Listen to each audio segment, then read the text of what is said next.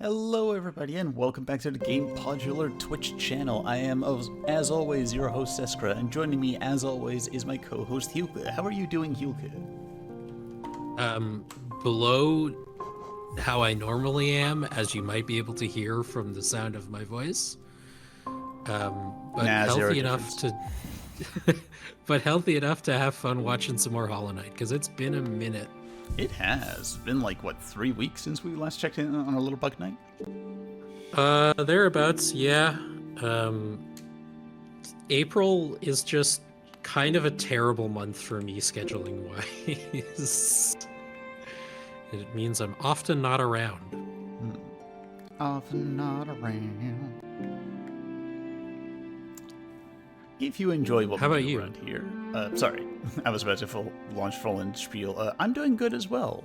Been enjoying the gradually improving weather as of late. Been enjoying my humidifier as of late. Nice. I got a new job, but that's something the audience isn't really, like, gonna notice very much, but I'm enjoying it. And, yeah, just making good progress on a lot of things that I care about, which, you know, what more can you ask for? Exactly. Yeah, if you enjoy what we do around here at Gamepodular, please feel free to support us over at patreon.com/Gamepodular or on ko-fi.com/Gamepodular. Make sure you subscribe to our YouTube channel to check all of our podcasts. That's youtube.com/@Gamepodular. And if you miss any of these streams or just want to rewatch them or maybe check out some excellent highlight reels, yeah, wink, wink, nudge, nudge. You can go over to youtube.com/@Gamepodular streams highlights. Forever in our hearts @Gamepodular, but you know, @streams Gamepodular streams highlights also works. And of course, don't forget to check out our actual website, Gamepodular.com, which will be where you can find the link to our Discord server, if you feel so inclined. Let's figure out what we're actually doing today, because as you said, it has been a hot minute. And we have gone through a lot of stuff. We've gotten a lot of stuff. If memory serves, one of the last things we found in our last play session was the right attack. We did. My god. It's a feeling of unimaginable power. Yes. Just to refresh my own memory for a sec. Other big things we got the lantern. We got Isma's Tear that'll let us swim through acid. We got the love key. Tram pass. Rancid eggs. Left crystal hearts. We don't have the right one yet. It's one of the few remaining things left at this point. And we also have both Mantis Claw. Correct. Which means at this point, the world is kind of our onion. We can go where we want, where we please. The shell markers on the map, for anybody who is just tuning in now or might have forgotten, those mark places where we can use the Desolate Dive, which is the only spell we don't have right now. So just marking those for future reference. And the Desolate Dive is hidden in the White Palace, for which we first need the fully charged up Dream Nail, which is also somewhere. Very good, yes. Because yes to all of that. We met all the conditions for it, but got something else instead. As is the want of this mod. That is indeed the gist of it, and then some. So, let's go thinking where to go and what to do. And this is going to be a minor thing, but I think I know where I want to start. I want to start by getting some remaining dream trees. And we do have one over in Deep Nest, and it'll be pretty easy to get to because we finally have the lantern. Hallelujah. Yes. And I feel like being able to swim through acid will let us go to a bunch of places we haven't been able to before. That as well, yes. You've made it. You have informed me that I was severely underestimating its importance. And it's just like selection bias, right? Or I don't know if it's specifically selection bias, but because you went out of your way to sort of avoid the places where you knew there'd be acid, I didn't see all the places we couldn't go. Mm-hmm. That's certainly true, yeah. And we did get a fair number of acid spots already last time, but, oh, God, look at that. A vision cone that extends, like, what, 30 feet, 40 feet? We're spoiled here.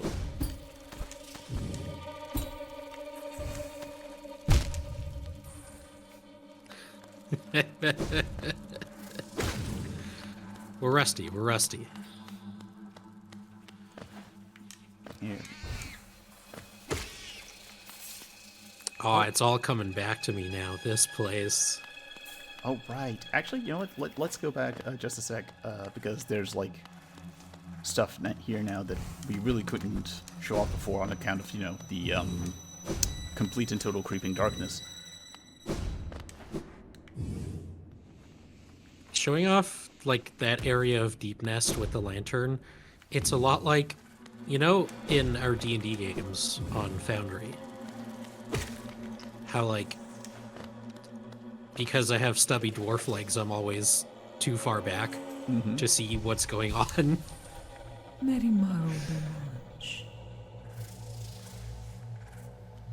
The gendered child. Yes. Which I appreciate as a distinction. Like, our little bug knight here is not gendered, actually. Like, nobody ever refers to us with pronouns. So, you know, we stand a non-binary monarch.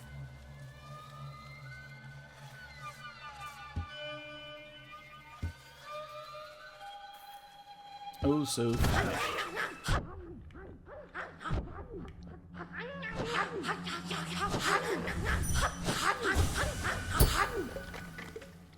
Away with this. Yeah, she drops, like, fun little lore, but, otherwise doesn't do a whole lot. Here we go. But yeah, like, I had constructed an idea of what that area looks like in my head just based on the very little you moving around in it. And now actually getting to see what it looks like for real. It feels good. Mm-hmm. To go back to a point from the beginning, if you do want to hear what my voice sounded like a couple of days ago, go listen to the new episode of End Focus that came out earlier this week. The bulk of the recording, I actually sounded like a normal human being. But I recorded the outro 2 days later, when I sounded like Tom Waits.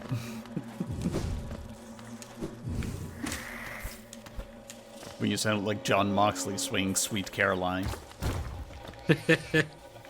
I sounded like Matt Jackson. Like... Which begs the question how many gravel driveways you had for breakfast.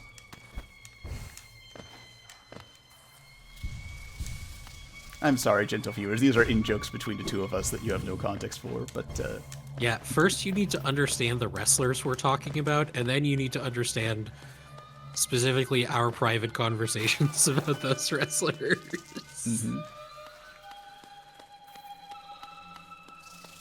They need to understand, like, the history of gravel driveways and their nutritional value. It's a whole thing. Alright. This is the room with the dream tree, so... Here we go. It's just some essence, but I want to knock off some of the rust a little bit, and it feels good to sort of clear it off of the map. Do we need any more essence? Theoretically, we shouldn't, but I would rather be safe than sorry on that. Oh, for sure.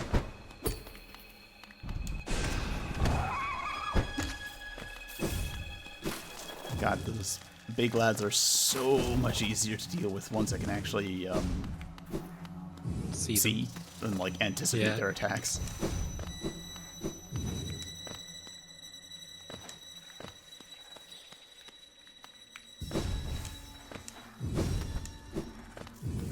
Speaking of learning the interesting history behind things,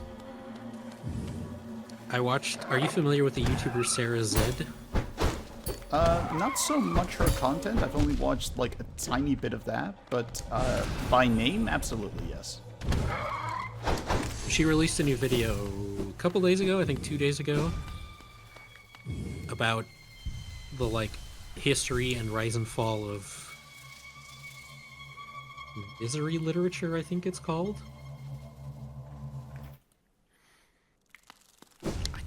I watched this video yesterday. I should remember what it's called. Misery Memoirs. Which, things like, I'm gonna say some names of books that not gonna front. I didn't recognize them either when she mentioned them in the video. But A Million Little Things, A Child Called It. Are those books you recognize? I haven't read either of them. I've heard of A Million Little Things. But, yeah, like I said, never read it. Okay. Yeah. But yeah, it's genuinely impressive. The sort of... Because those books were from... Okay, A Million Little Things was definitely in the 90s. But there was also sort of like a start of that in the 70s. I mean, I'm going to have to take your word for it. Like, I haven't seen this video, so I'm not 100% confident what this genre is. It's memoirs, supposedly,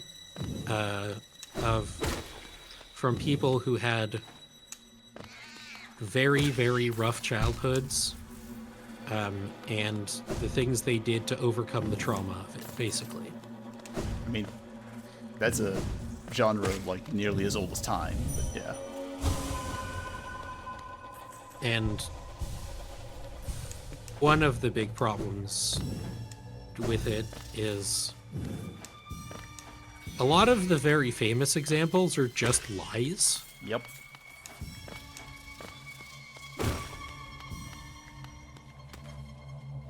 And I think, like, one of the most depressing things about it was one of those books, I believe it was A Million Little Things, was shopped around as a fiction story for years. Mm-hmm. And got rejected every time. And then, I can't remember who decided it. I think it was, like, a publisher the author was pitching to was like, but what if we labeled it as a memoir? And then suddenly it became a bestseller. It's relatable now because it happened and things happen to people, so people find it relatable when things happen. Yeah. And again, I'm not just trying to summarize this whole video for you here, but I think one of the most interesting things that the video does is, like a lot of very good video essays, tie it into broader elements of culture, and specifically the satanic panic of the 80s. Mm-hmm. And also the, like,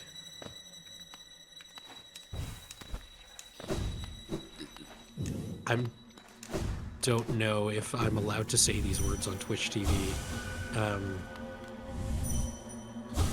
The hoaxes surrounding very bad things happening to children at daycare, which was not actually happening. Yes. The pasta passageway, let's call it. Yeah.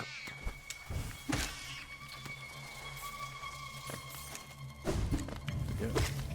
Just okay, how much is left and where is it? It's 3 by the looks of it, and it's all like east by southeast.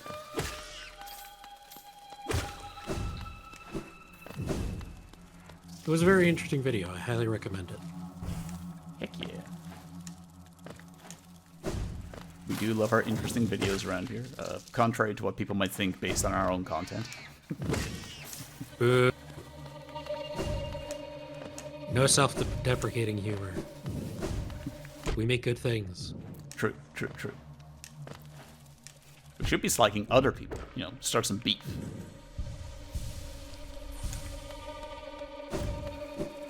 It's a great way to get engagement.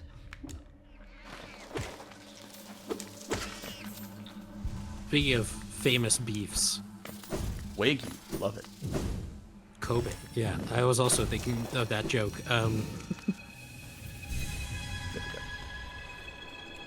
I've spent some time watching like older Taught in the Shadows videos. Mm-hmm. And in one of the like best songs of the year videos that I watched from, I'm gonna take a shot in the dark and say maybe 2014, 2016, that era, he gave Back to Back by Drake an honorable mention. And he finished that part of the video by saying nobody's ever going to touch Drake again. That's why they call him Toddstradamus.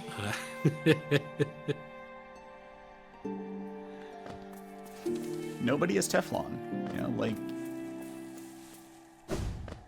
The only way to be... Oh, hi, Omega. Nice to join you. Hey. Nice of you to join us, I mean. But hey, words. I can do those. I'm an English major. But yeah, the only way to be Teflon and not have your, like, reputation eventually tarnished is to just actually be a genuinely good person your entire life, which, you know, is hard. You should do it, but I'm not going to pretend like it's easy. It's one of those things that's both easier and harder than people think it is at the same time. Mm-hmm. Especially if you're, like, trying to make it in show business, where ruthlessness is usually an effective means of attaining success. Yeah. 2 lifeblood masks. This is genuinely worthless, but it's gonna bug me if we don't get it off the map. Fair enough. Like, this one's just for me, folks. This is just my completionism bug. See what they did there, bug. I'll shut up now. And speaking of interesting YouTube videos as well, there is a YouTuber you're a fan of who covers a lot of boomer shooters. Is that correct? Yes, Civvy11. Civvy11. I played a boomer shooter recently. Aha. I was wondering if Civvy11 has covered it. Yeah. Are you at all familiar with the game Gun Gods? Gods with a Z. I don't think so, no. Like, I'm not familiar with it, and I don't think he has covered it. Maybe in, like... I could have just looked this up, but I didn't remember the name of the YouTube video. That was it. Is this... Nah, it's gonna stick around on the map now, because it's like... This is a renewable reward, technically, so it can't be removed. So, that's just gonna... haunt my dreams. Alright. Such is the way of things. Let's think about actually, yeah, what we're gonna do here. Because, okay, we've got every other dream tree that we are aware of. Checking. Have we gotten the crystallized mound yet? I feel like there was something very obvious sort of obstructing us in that. That one, yeah, downward dash. It's marked right there, yeah.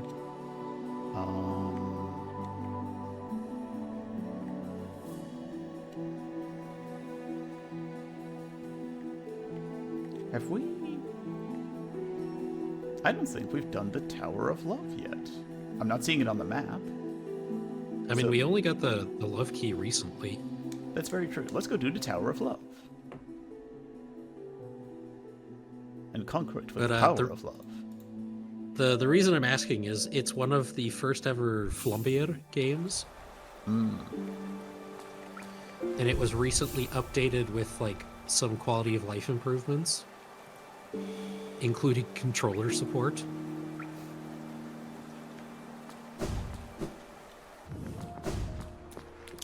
I mean, a true boomer shooter would not make that the highest priority in the world.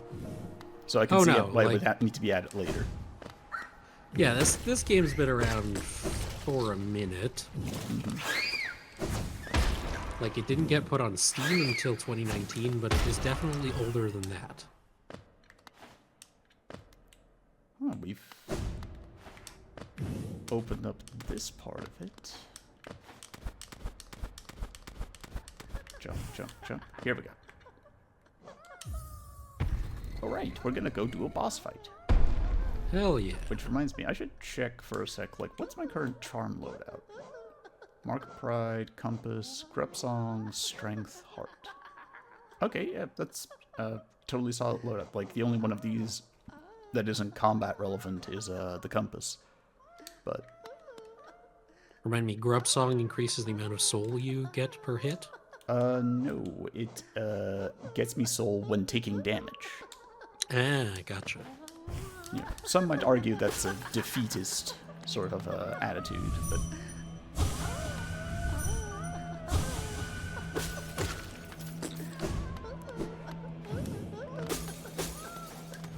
Yeah, normally at the top of this would be the collector's map, which like shows the locations of grubs on your map, but as you can see, we already have that, so this is definitely a proper check we're heading towards. But first... Hell yeah.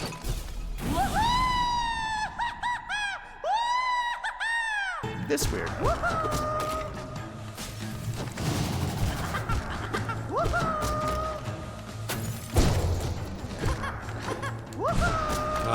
Just getting to attack to the right in a boss fight this mobile, love to see it.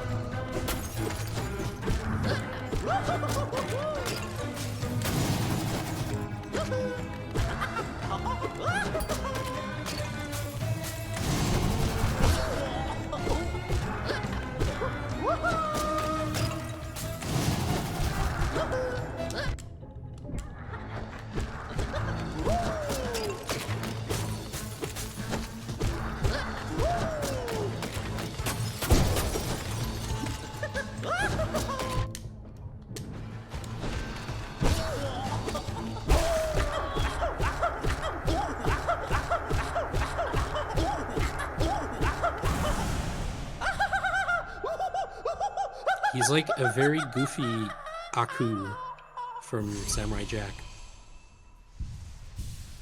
It's been so long since I've actually seen Samurai Jack. Like, you know, very fond memories of it. But been a long time since I've just actually watched it. Alright, there's going to be a couple checks here because there's also normally grubs here that got randomized. So yeah, the boulder shell, that's... yeah. While we are focusing, we sort of have a protective shell that will, it's sort of ablative, you know, absorb some damage for us. I almost never use this, but depending on the boss fight and the other tools at your disposal, it can come in handy. Like, if you're in a boss fight where there's, like, say if we didn't have the shadow dash and we didn't have those iframes, there are boss fights where that means you would be taking unavoidable damage, and the boulder shell could help you avoid some of that. Nice. Rancid egg. Alright, alright.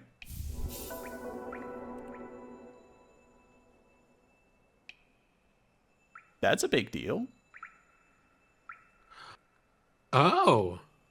In that case, I think the White Palace will have the upgraded version of this.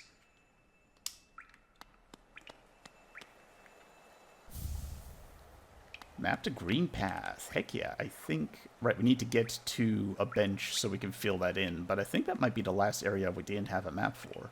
Nope, wait, Royal Waterways is still there. Yeah, very much worth coming here. But yeah, Desolate Dive is big. That's, you know...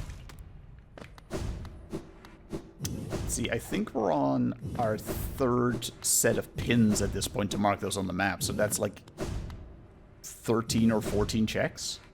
Oh, yeah.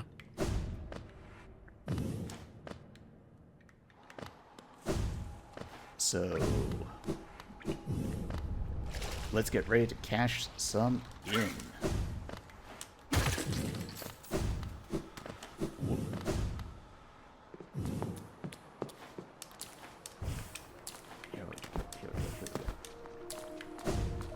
just get to that bench, fill it in. Gotta say, muting a specific phrase in our auto mod settings, one of the better decisions we've made with our Twitch setup, I think. Yeah, like, I'm convinced we have not banned a single actual human being. We've only banned bots. And they always say the exact same thing. But okay. Having a look around. Yeah, we can just sort of start in the Forgotten Crossroads and go from there.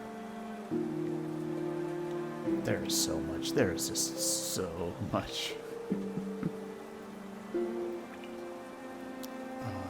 I really love that this randomizer mod, it sort of creates like a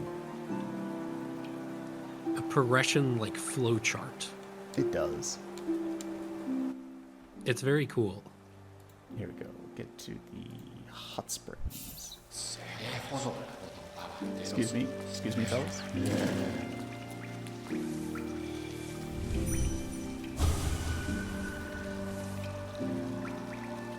I'll have you know I beat the Colosseum. Thank you very much, Mr. Judgmental. Maybe get out of the hot spring and come watch the matches at some point, and we'll find out. Ugh. Wrestling fans, am I right?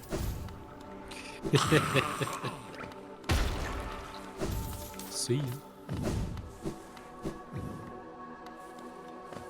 And yeah, just gotta go up and over and around the corner.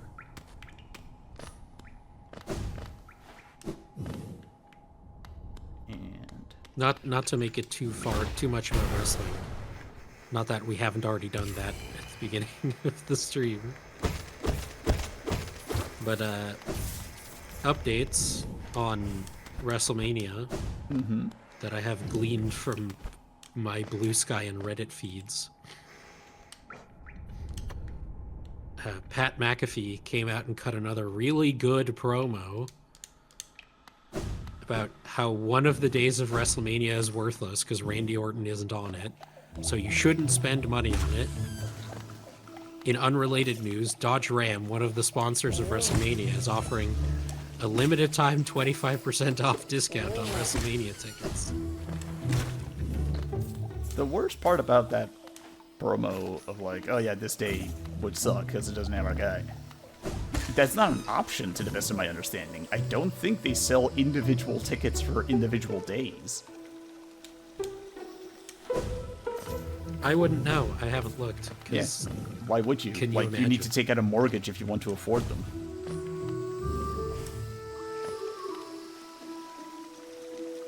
So yeah, we'll just go down. Oh yeah, that's the City of Tears one. That's that would open up like a connection between the two that we no longer need. Like, we have plenty of other ways of getting around, but just for the sake of getting the pin off the map. Here we go.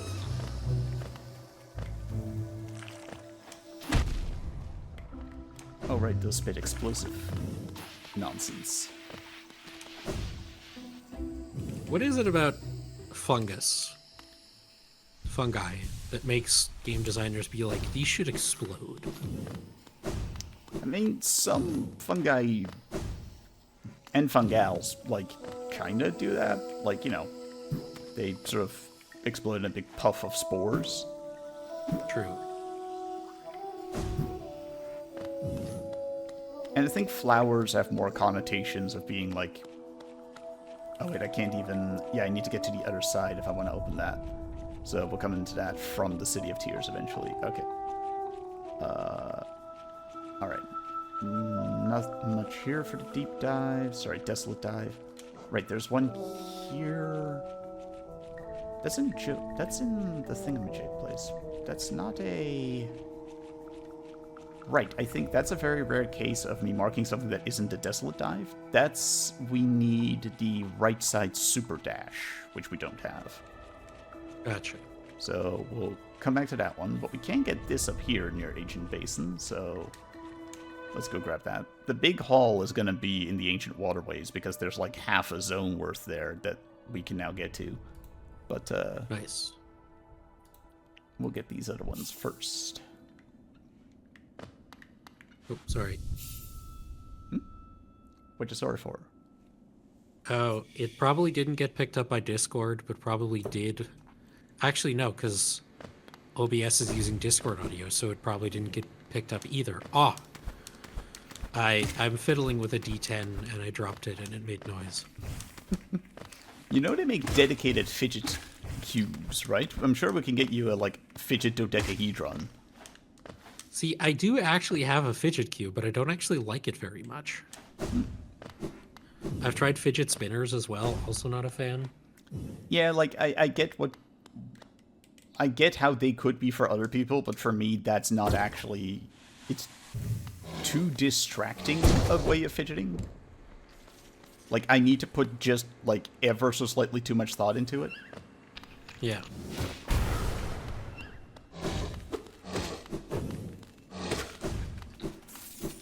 There we go. What do we get? 300 essence. The only way essence might still be relevant could be if it's, like, the nail is locked behind getting all the possible essence, but I kind of doubt that's the case at this point. Anyway. Pop that out. Deep Nest is fine. Queen's Garden. Yeah. There's a lot of deep dive stuff. Oh yeah, of course, over in Soul Sanctum, that makes a lot of sense. So that will be in the Toll section of the City of Tears. Whoop.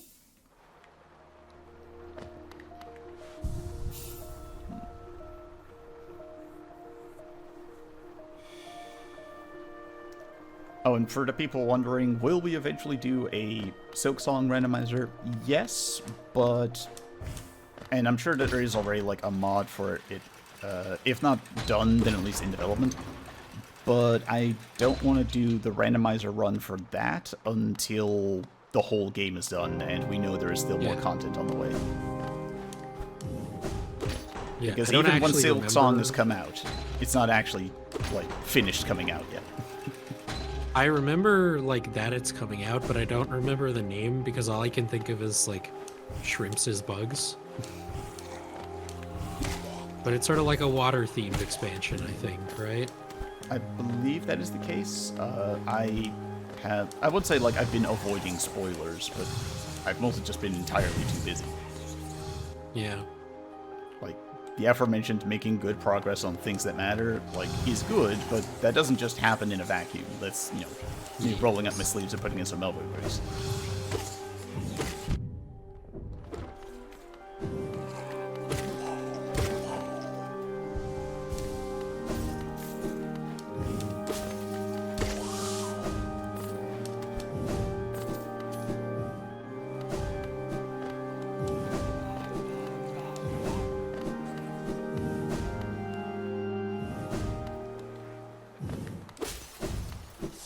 Here's also a chance to remind myself. Oh, right. We fought this guy.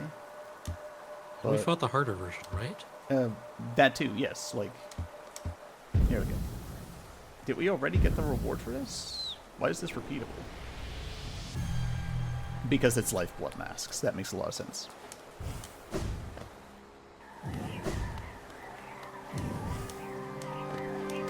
Here we go. Now we can get through. Although there's also still stuff above. It's so easy from above. You can really see it all. People who belong together, lost and sad and small.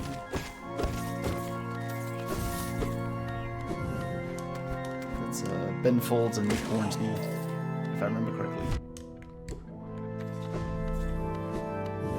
I spent some time dealing with my music collection today. I mean, you do that semi-regularly, as I understand. Yeah, but this was more just like, let's call it logistics than anything else. Organizing? Organizing, yeah. And also, there were some albums that I own on CD that I also owned through other ways. Yeah, like, you know, ripping it from the CDs, by way of example. That I have now replaced with the actual CD versions on my, like, fancy music player that can play better quality audio than my iPod ever could. Which is a little strange if you think about it, because, like, playing music is the iPod's whole job, but yeah. Yeah, it just, like... The iPod could never, or at least the one I had, couldn't do, like, lossless audio files.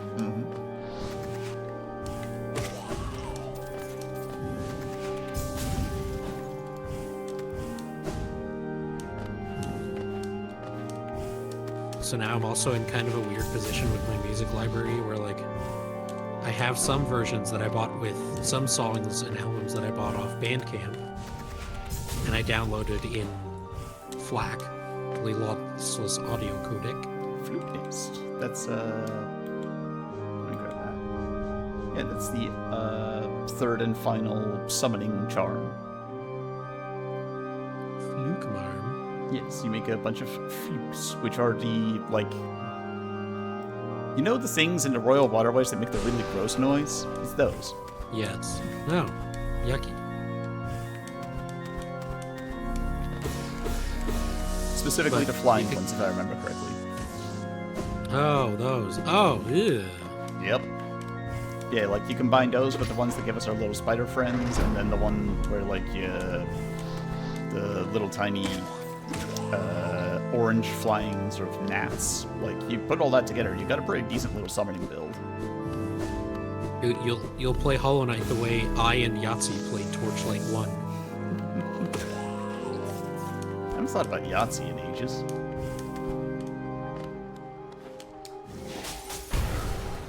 He's still going. Yeah, and more power to him. I have misgivings about Second Wind, but none of them are his fault. Oh, right, we can similarly also to The Escapists, when he was still there. So much to do. Oh yeah, that's a big one. Alright, let's get to Kingdom's Edge.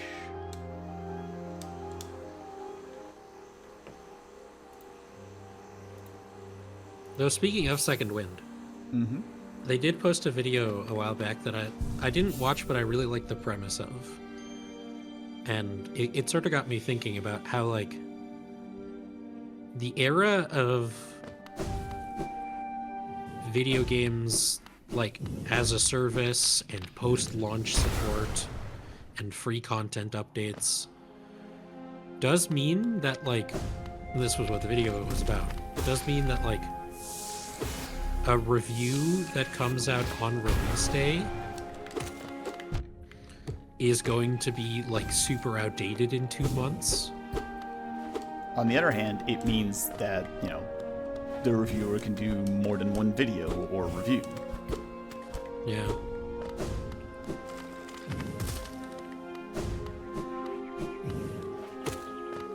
But if you think, like, remember when we covered Monster Hunter Wilds on Gamepodular Unfocused?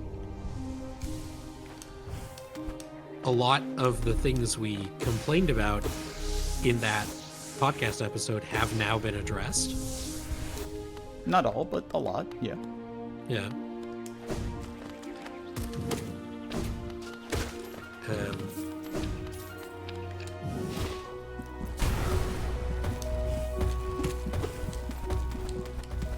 And so we are now functionally talking about a game that doesn't exist anymore. Yeah, but at the same time, like, chronicling games as they were is important, you know? True. People need to remember. We got Sharp Shadow, which, Damn, we've got, like, 3 left to collect? Yep. Yeah, this one basically means now when we, like, shadow dash through things, it does damage to those things. Nice.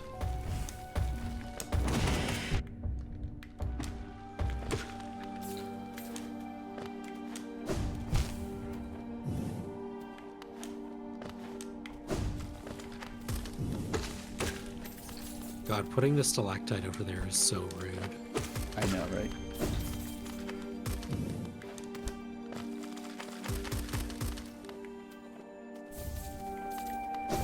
Gio Kalala. I knew a guy named Gio. Spelled the same way and everything. We were acquaintances in high school.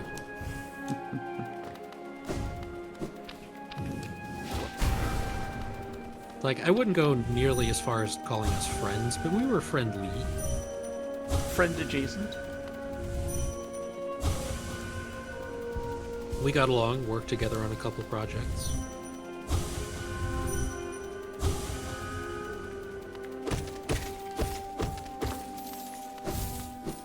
I definitely had people like that in high school. Like, I wouldn't call them friends, but they were, you know, fellow people who were not in the popular, like, kids club.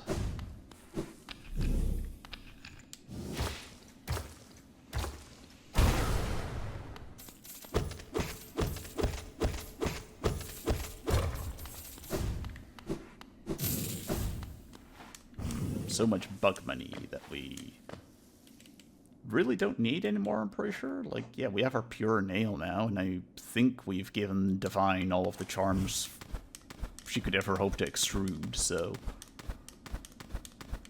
I think there's still a couple of, like, really minor things we could buy, like some of the money on layaway that costs more than it sells for, I'm pretty sure we haven't bought yet.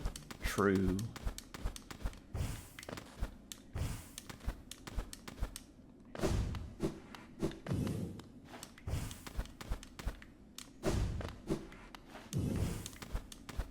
And for those of you wondering, yes, this is one of the Mr. Mushroom spots if you have the Spore Shroom Mushroom equipped. One of them, like, I think this is where you start that subquest, and then you go out and actually find Mr. Mushroom himself. But as mentioned before, we're not doing that for this playthrough, because we're going to be doing something plenty hard enough as it is.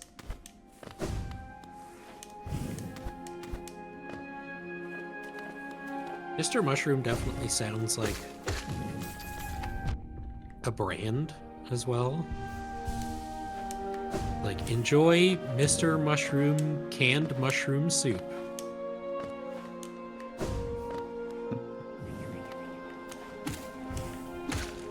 It could also be like a brand of like legal psychedelics. Is Mr. Peanut the brand, or is that just the mascot? Because it's definitely the mascot, but is Mr. Peanut also... I can Google this. Yeah, I don't live in a country where I would be able to answer that question, or would have access to the answer to that question. Planters. Planters is the company, Mr. Peanut is the mascot. Though, speaking of mushrooms... We're not sponsored. I mean, if we were, I probably wouldn't have had to Google it as well. Hey, just real quick, the people giving us money, who are they again? We're not sponsored, and we sure won't be after this. Yeah. Shade Soul. That's our upgraded, like, ranged attack spell. Do not mind getting that, let me tell you, because I've definitely noticed with how powered up our nail is at this point, that the magic has sort of fallen behind in terms of damage output. So very glad to get that. Right, yes, mushrooms. I was having a conversation with some family 2 weeks ago, and it reminded me of a holiday in Bali, which, for people who are curious, I used to live in Southeast Asia, so that was a lot cheaper for us at the time. And also a lot closer. Where I'm a big fan of mushrooms. I love a mushroom pizza, I love a mushroom risotto.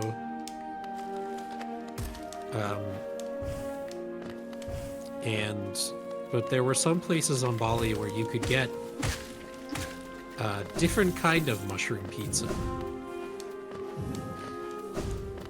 that advertised themselves as that where they were guaranteed to send you straight to the moon. Mm-hmm.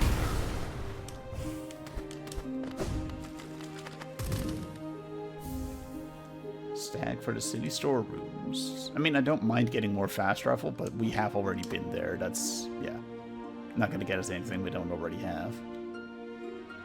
All right, then. And even like young and sheltered as I was at the time, I understood. Mm-hmm.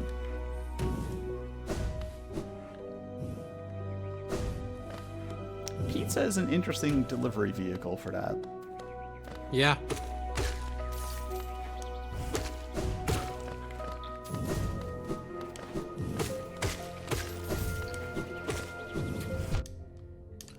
Because there's different, like, types of shrooms. There's some that you, like, make into a tea, and there's some that you just eat. And they're all disgusting, as far as I've heard. Never had it. Nope. I have had my fair share of, like, chemical intoxicants, let's call it, but never mushrooms. I was reminded about this because my sister-in-law was telling a story about the one time she did use mushrooms. Mm-hmm. And it is extraordinary how much she still remembers.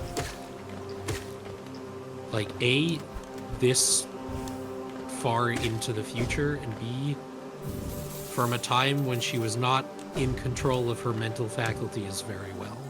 I mean, that's a very varies from person to person thing. Like, I vividly remember, like, every single time I have gotten high or drunk, no matter how high or how drunk. I have never reached a level of intoxication where I ceased to remember, even though I reached plenty of levels of intoxication where other things started happening. So, yeah. Alright, got that out of the way now, so... Yeah, let's hop into Royal Waterways, because like I said, there's a lot of stuff we need to get there. Now that we have the downward dash. Sorry, desolate dive. We keep calling it the downward dash, mostly because I keep forgetting that it's called the desolate dive. Wow. See, you know all this stuff basically off the top of your head at this point, I assume. If I say yes, will you quiz me on it?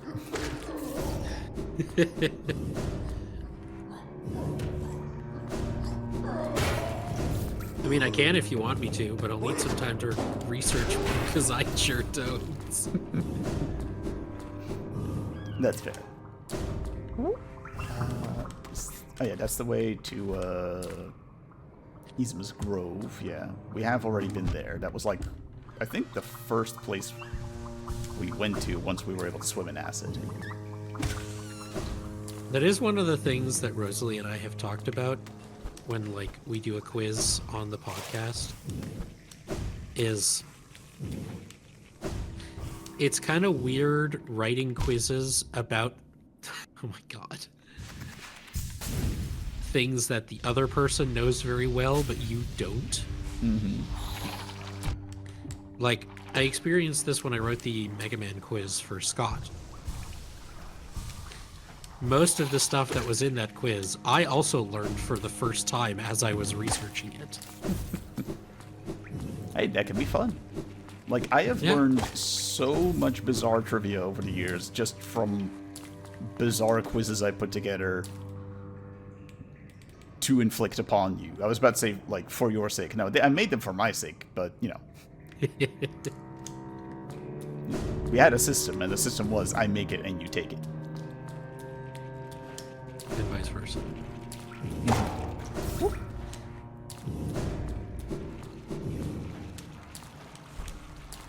A thing I also need to learn is I also tend to, like, maybe it's just like I don't want to say the problem is Rosalie necessarily, because that's more negative than I'm intending. But the circumstances of the way Rosalie interacts with certain things means she maybe doesn't know a lot of the, like, specific things that I would want to write quiz questions about, you know? Yeah, it is a tough system, but it is fair.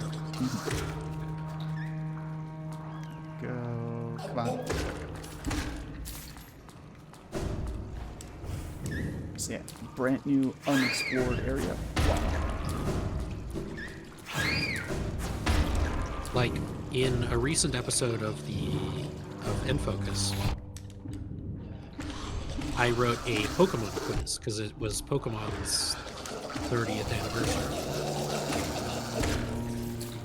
And because it's like a big anniversary for the series, I decided, and I did tell her about this ahead of time, that I would be making questions based on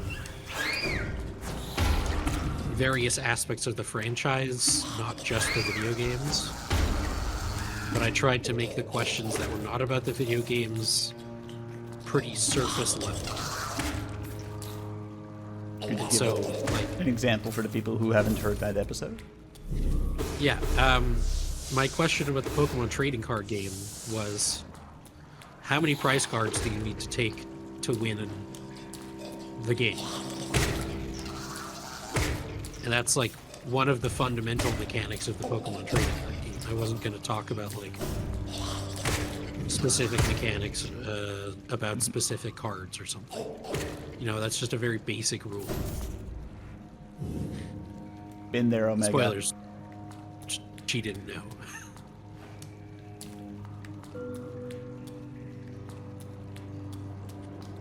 See, that's the problem, is her frame of reference was also the Game Boy game.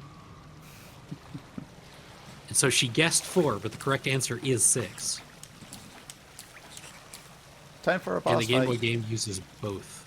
And it's the easiest boss fight in the game.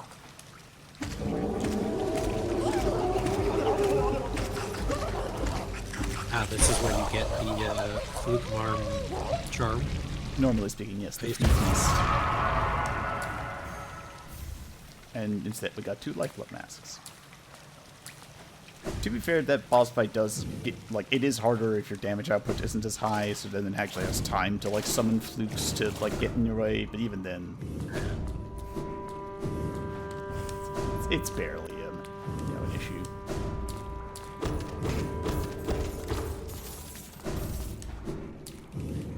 Let me just make sure. Okay, we did take that off the map.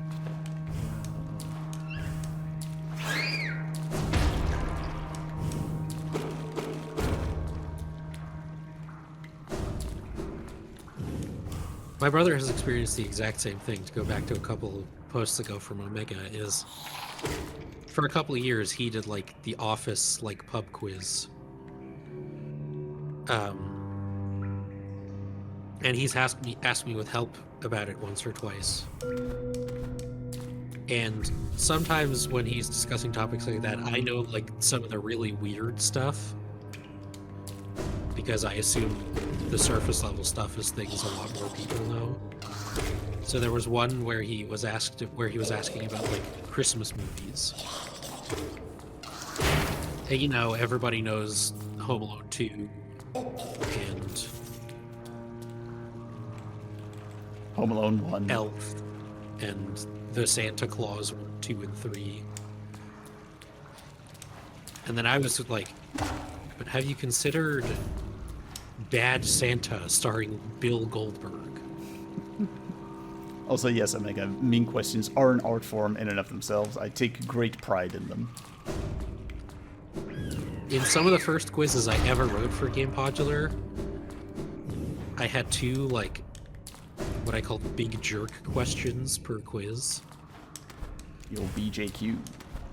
Which were related to the property I was writing about, but not necessarily directly about it. Here's one of my favorites from the Sonic quiz I wrote for Rosalie. There's an episode of Breaking Bad Oh.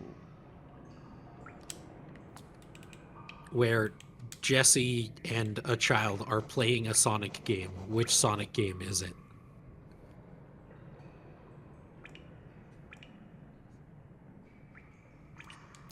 Okay. Yeah, this was, I think, the last thing we need in order to do, like, in order to get the ending that I want to go for. It's nice. Very important that we get that. Episode of Breaking Bad. I'm not sure I know this answer because I've only ever seen, like, a season and a quarter of Breaking Bad. So I'll go out on a limb and say that one Japanese-only arcade game where Sonic is a cop. Anyway, boss fight. They were playing Sonic 06, specifically the co-op, like, split-screen multiplayer mode that was PS3 exclusive. Oh, hey, it's the Knights of Hellas in the background there.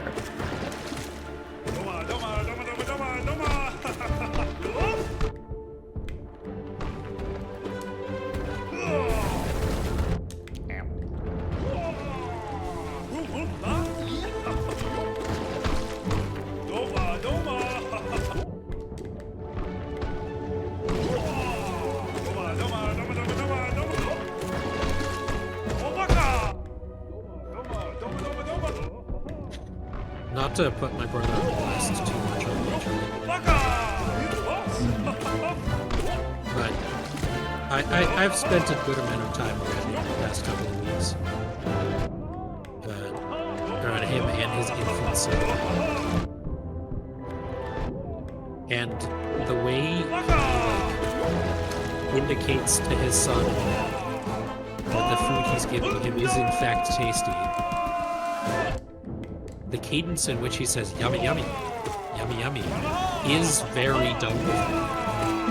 That's the only thing I was thinking of whenever he said it. Oh, yummy, yummy, yummy, yummy. Yeah.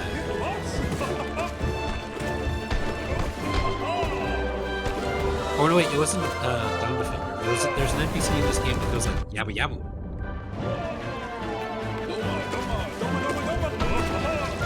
Given that the White Defender is a good bit harder than the Dumb Defender, there we go. Got it. Yabba yabba. Yabba yabba. That might be a Silk Song one? Anyway.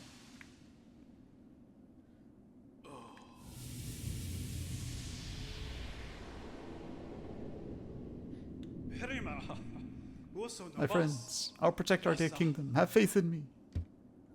We will all meet again. I promise it. Yeah, sorry, bud. Hey, map for the Royal Waterways. That's where we are. How convenient. I was just thinking right before we were going in, so it's like, what if we find the map in the waterways? Hey, this seems like an excellent place to take a break because we are at the top of the hour and we just did a boss fight, and also I really need to blow my nose. All right, then in that case, let's immediately not do that and spend another half hour delaying so Hyuga can't blow his nose. But no, for seriously, we'll be right back. We're going to go, stretch, blow our noses, maybe get some fluids inside of us. We recommend you do the same, but no pressure. And we'll be back right after this. And we are back again. Let's see here. We need to get to a bench, but luckily we're not far from one that we can fill some stuff in, and we can get to a very, very important area here in the Royal Waterways.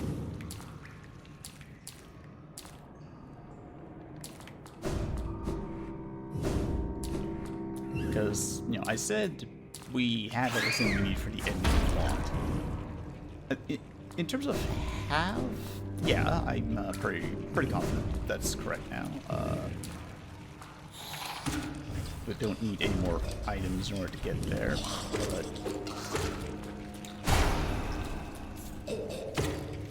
there is still something we need to do.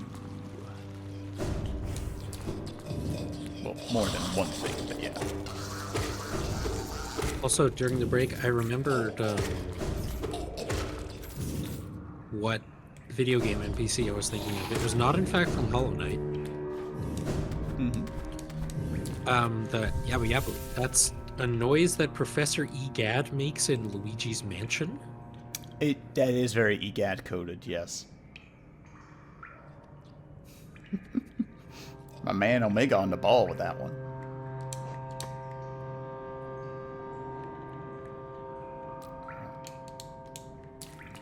I knew it was a game that we'd streamed, and that does significantly narrow it down.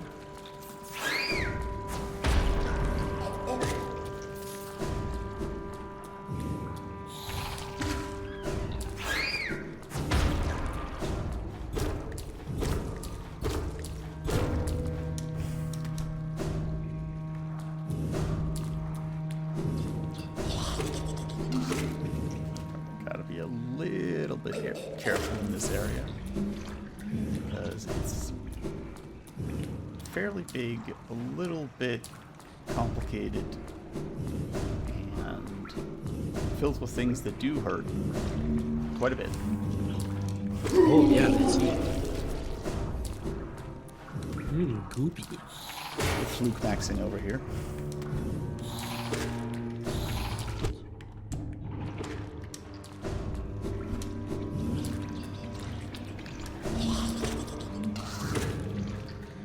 Yeah, see, the problem is, Omega, I'm like that one Adventure Time gif in that I have an approximate knowledge of many things. And sometimes wires get crossed.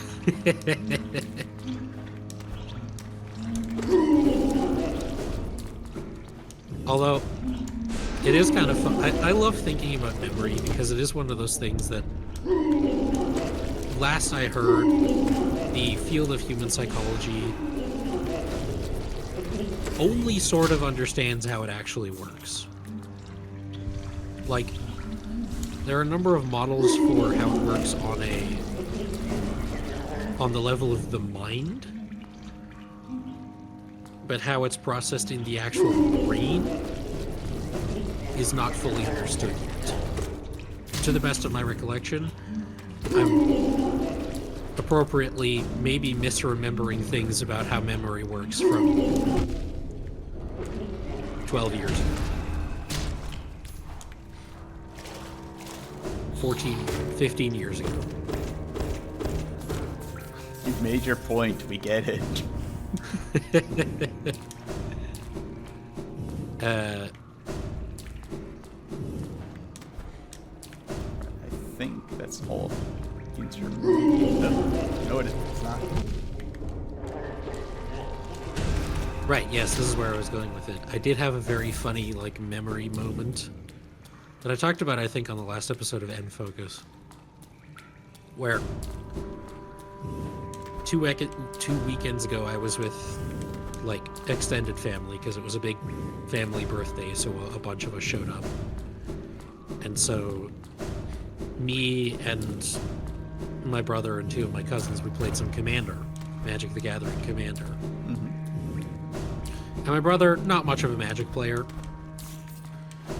so we just, like, we handed him a deck and was like, here, this is the one where you have to do the least amount of thinking just to turn things sideways. Because that's what he wanted. Mm-hmm. And he, like, looked at his opening hand and he was like, I'm gonna like mulligan this because it's not very good. I seem to have an army of boars. And then I immediately said, so Enduray's Forerunners? And he was like, how do you know that exactly? Because I was right. Hello? Yeah, cocoon chained with a simple lock, you can sense the right crystal heart inside. Unfortunately for us, we don't have a simple key. So, that's fun. We should mark it on the map for sure. Mm-hmm. Oh, don't worry. This is traditionally where I put my fast travel spot because it's a tiny bit inconvenient to get to if you don't. Okay. And that also means it's automatically marked on the map. Not nice. like perfectly. Like the fast travel is perfect. The marking on the map is a little loosey goosey.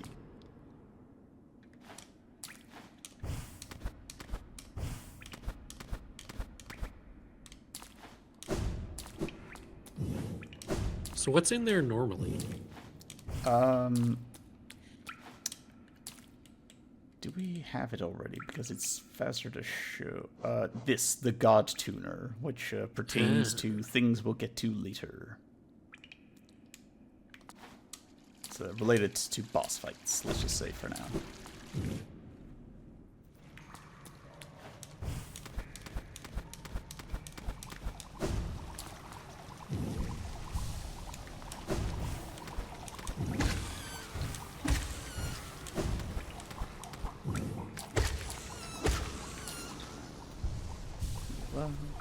It's just water?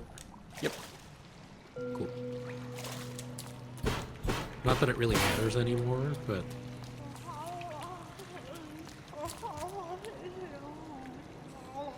The Fluke Hermit.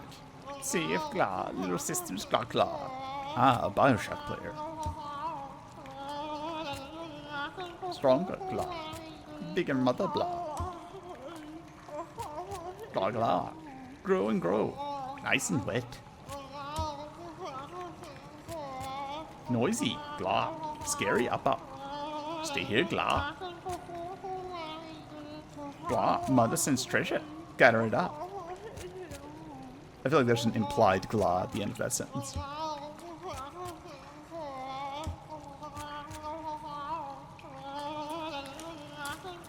Sister, you're all that I know. Been a long time since I've heard that song.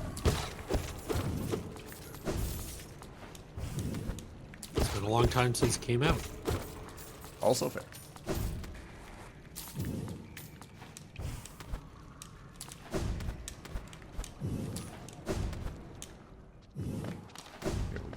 Here we go, and booyah! Shortcut into the City of Tears. Fun fact about Miracle of Sound, by the way. He is one of the few musical artists who I know and listen to who are like, you are allowed to have my music in your like streams and stuff. Just give me credits. Mm-hmm. And I'm not gonna like neither me nor my record label are gonna give you any guff over it.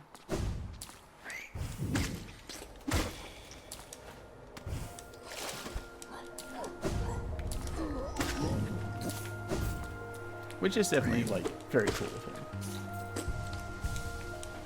You can tell he makes music for the internet. Although, there are people, like, there have always been people who sort of had that mindset. Like, shout out to Mojo Dixon, late great Mojo Dixon, country and psychobilly artist. He played Toad in the Super Mario Brothers movie, for what that's worth. But he was actually a big fan and supporter of online file sharing. Because, quote, I'm not an asshole like Metallica.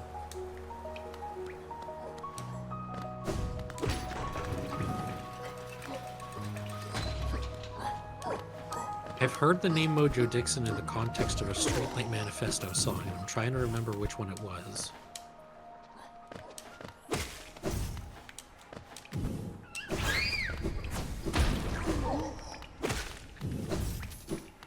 I should also probably clarify, when I say he played Toad in the Super Mario Bros. Movie, I mean the live-action one.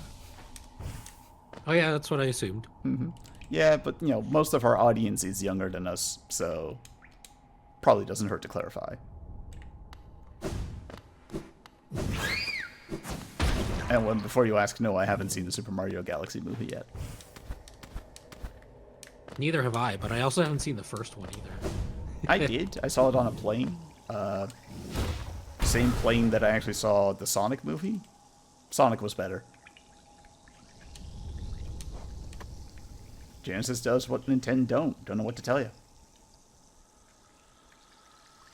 Okay, I was technically not wrong in that I heard the Streetlight Manifesto version of this song, but it is originally by the Dead Milkmen. It's Punk Rock Girl.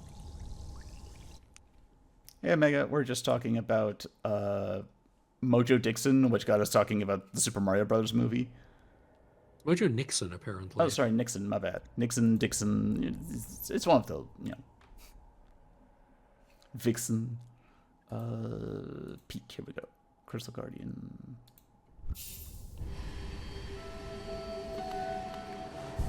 Yeah, that was a long plane ride. Me flying back from Las Vegas. I watched so many movies on that friggin' plane. Like, let's see, it was Super Mario Brothers, it was Sonic, Creed 2.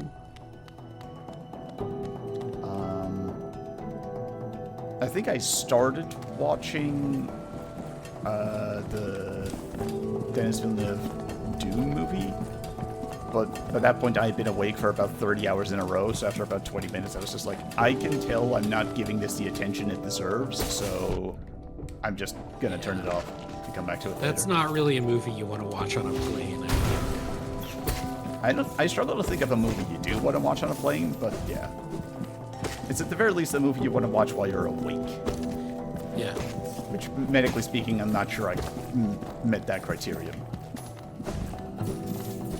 My favorite thing to watch on planes is just either movies I've already seen or just really stupid action movies. Like, I think the best movie to watch on a plane I ever watched on a plane was Hobbs and Shaw. Because that's not a good movie, but it's not a bad movie. But it is a very watch on a plane kind of movie. I would agree with Omega that Mario and Sonic movies are, like, good picks as far as, like, plane movies go. I think for me, my best experience with a plane movie is still Toy Story 3. First time I ever watched that movie was actually on a plane.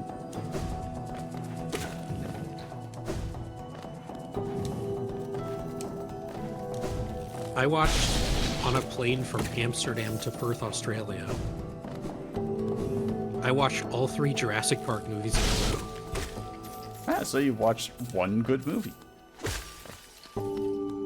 And to say I watched Jurassic Park 3, I think is a stretch because I fell asleep, like, I was sort of drifting in and out of sleep for most of it.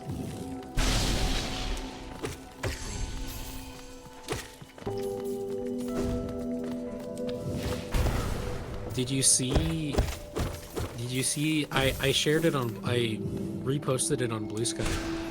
There's a Northern Lion clip about, like, he took a flight, a holiday to Singapore recently. And he now finally understands, like, really long plane rides. He's done, like, Japan and Korea before. But Southeast Asia means you also have to cross the equator from where he lives in Vancouver. Mm-hmm. And the one thing that he said that made me laugh so hard is, and it's such a long, I'm paraphrasing here, and it's such a long plane ride that you start thinking to yourself, this can't be the fastest way to get there. Like, they should just try going the other way.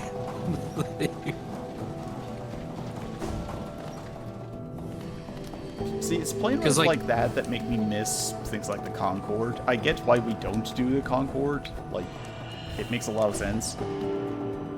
But for, like, transoceanic flights, it just makes, like, I just wish we could still do it. Yeah, like, Amsterdam to Perth, just the flying time alone, the shortest trip is like 20 hours.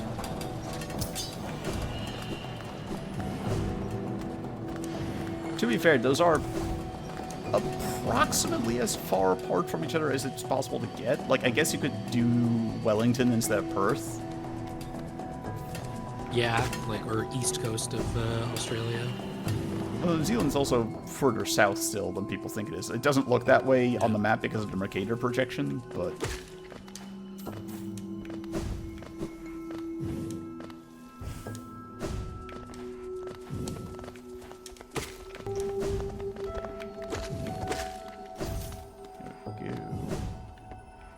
But yeah, as someone who's done like Amsterdam to Jakarta multiple times in his life, I was sort of desensitized to long-term rides for a while. Mm-hmm. I think the longest one I've done was Shanghai to Amsterdam in a single flight. That was about 16 hours, I think. And like the messed up thing about Perth to Amsterdam is like the 20-hour version is like the shortest version. Mm-hmm. Because there's some that have like an overnight layover where like you have to sleep in a hotel overnight in like Abu Dhabi and get on another plane in the morning. So your actual travel time is 36 hours. Yeah, layovers are what kills you. Because the Amsterdam to Perth trip I took was like, you have like a 2 to 3 hour layover in Singapore, and then you fly from Singapore to Perth for another like 2 hours. Let's go. Hell yeah. Awoken Dream Nail. Which means we can now get the upgraded Desolate Dive, yes. Desolate Dive, thank you. Speaking of which, who's this thirsty fellow? Looks to be a snail friend. A snail shaman. A snowman, if you will. That has impressively bad mouthfeel.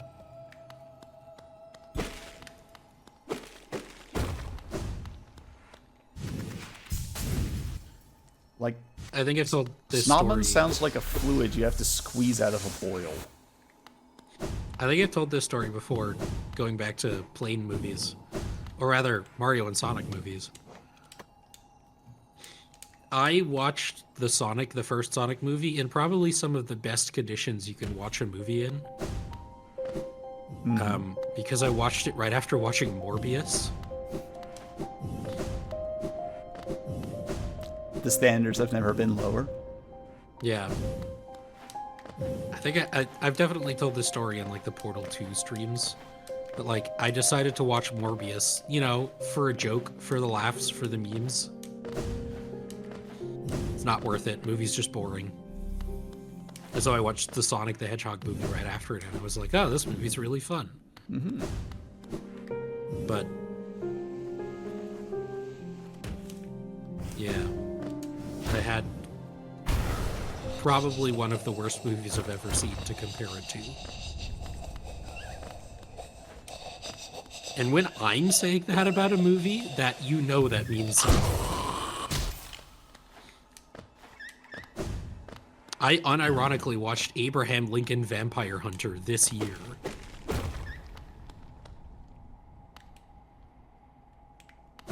Alright. Open that up. Okay, I semi-ironically watched Abraham Lincoln. There we go. Truth in advertising, Yoga. Like, I'm all for a good goof, but you can't go around like leading people by their nose like that.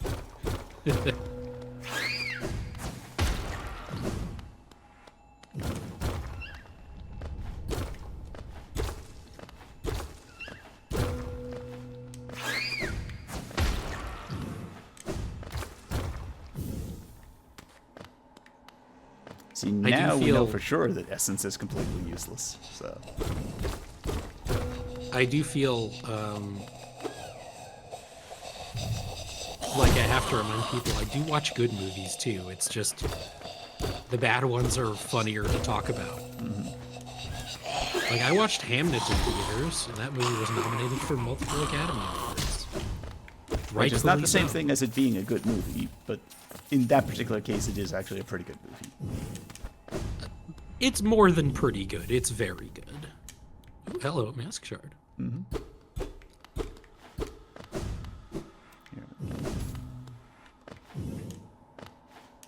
Right, the other shards were full up on. Correct. Nailmaster's Glory. That's an excellent, excellent charm. It's mean that it was so late in the pool, but yeah. Speeds up the charge time. Oh. So that might be replacing the compass going fights. forward. Although we have some stuff left.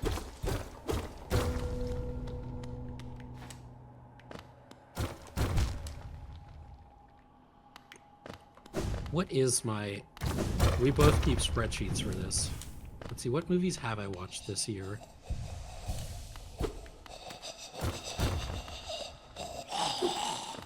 I would call most of these unironically good movies. Rental Family, The Naked Gun, the new one, Abraham Lincoln Vampire Hunter, I Am Number 4, that movie's not good. Ready or Not, Hamnet, The Fall Guy, and Chef. Quick little aside about this room that we're in. It's got like another snail shaman like shell sort of here, it's like sort of a sarcophagus. And also the room is in the shape of a snail shell. Oh my god, I hadn't noticed that. That's so cool. Yeah, that's some Super Metroid stuff right there. Super Metroid has a couple of rooms. There's one where like the internet is very strongly divided on whether it is the heart room or the Mickey Mouse room. But it's definitely shaped like one of those two things.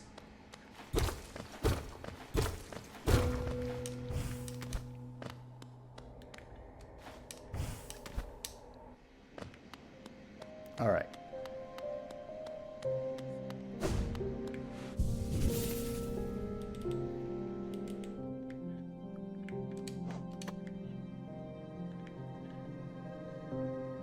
All right, the only marker left is right here. That is for something that we need the right crystal dash for, and in order to get the right crystal dash, we need the key. Yes. Right. There is also this dream tree here, which wasn't previously visible because we didn't have the Royal Waterways map yet, but that's something for us to quickly get. Green path is otherwise fine. Alright. I'm not saying we're gonna go do this right now, but I am curious. Hey there. What do you got for me? Ah, my home, this world, this cruel, sinful world. Why does Che wake? Why does Che persist? The mayor, you could not know of tragedy as complete as Che's. True love is stripped apart, two worlds that could not meet. And now my little lover, dead so long in time, dead so far away, buried, Moina? Aye, amongst hateful kin that did deny our union, that did reject Che's outsideness. Because yeah, the Grey Mourner is a moth, and her lover was a mantis. She doesn't suppose... No, could she ask? Could she burden? The mayor, couldst you deliver gift to her grave? Oh. The gift is... I see. Maybe small, but the trek is long. She rests among our kind, near our queen's lush refuge. Would such a thing be done? She asked perhaps impossible things, mad things. For Lemaire to take up such quest would be a kindness she has near forgotten. Mask Shard is actually a good reward, though. Yeah. Alright. We will be doing this in a little bit.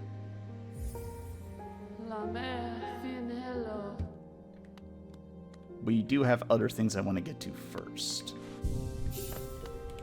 For the Pokemon fans in the audience, the Grey Mourner looks like Pheromosa.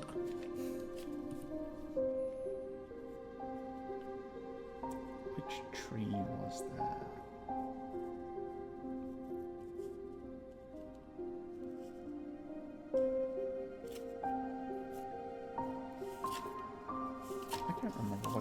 down for that tree, so we're gonna find out together.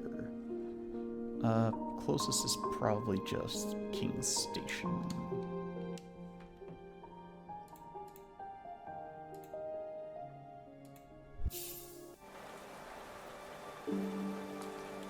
Also, let me check in. Yeah, right now we have half of a mask.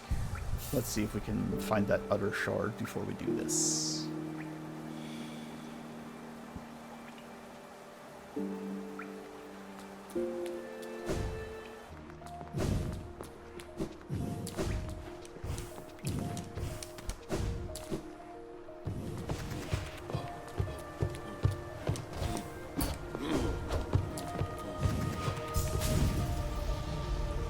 Thinking a lot about Pokemon recently.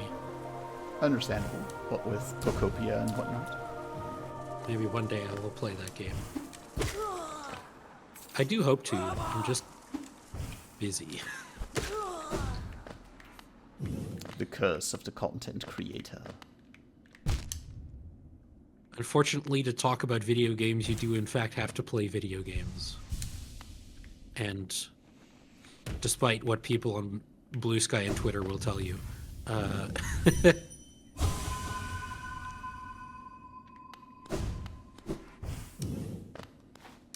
and the game that's been occupying the most of my time is, of course, Monster Hunter Stories 3. This is my surprise face. I recently got my first Dread Queen Rathian eggs. Which is a Rathian variant that I don't think we've ever fought. Dread Queen Wrath. It sounds like some sort of Manchurian candidate activate, like sleeper agent activation phrase. Dread Queen with a D.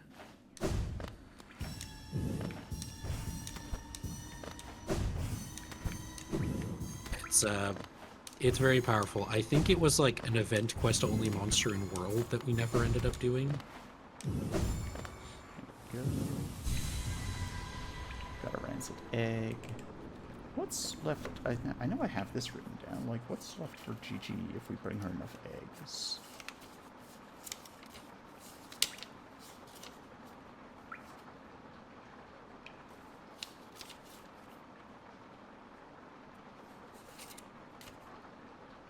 Charm Notch. Right. That is actually also worth having. Yes. If we can get it. Wait a sec. It's still here. Why is it still there? On the map. Like, I get why the one for, like, Lifeblood masks would still be there. But, yeah, it is still here, like... Would just be a bug? In this game? Dear Team Cherry, I'm sorry to report your game has a bug in it. They're like, we know.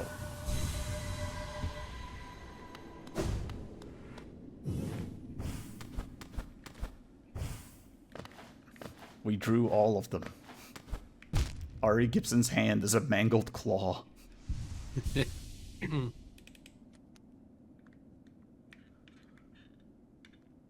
Alright, don't know why that's still there, but that's okay.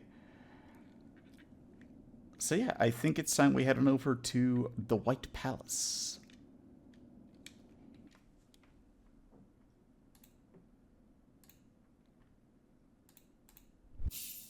But Bug Knight goes to White Castle.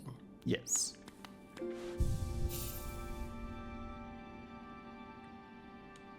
Fill up. I've never had White Castle because I've never been to the United States. I mean, if you need to get your daily intake of salt and fat, hard to go wrong. Salt and fat. But I did watch a very interesting video from someone who's like trying to recreate the White Castle slider at home, basically. And the way that they did it was you put the onions on the griddle and then you like let them cook for a bit. and then you like cook the patty on top of the like fat and the onion juices that have been released. And that gives it the distinct White Castle slider flavor. Apparently. Once again, not sponsored. Yeah.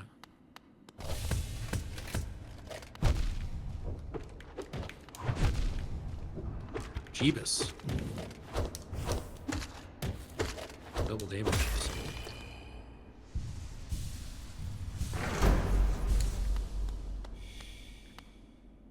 And the charm you have equipped that's making your health turn into rupees. Yeah. I should have let it demonstrate, but yeah. Basically now, whenever I take damage, I will automatically restore 1 pip of that. If I heal before that, then it sort of gets taken away, but yeah. Here we go. Let's just heal up. Gentle viewer, you'll never see this, but we have another bot.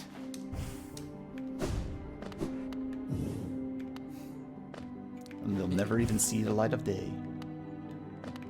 Sheriff Hilka's on the case. We don't take kindly to your kind around here. Ah, here we go. You sort of see now. I have a drippy little health pip that's slowly getting bigger again.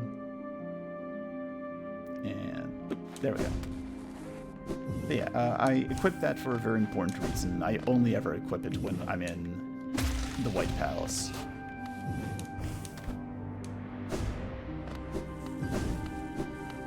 I have just in general been feeling very cowboy-y recently.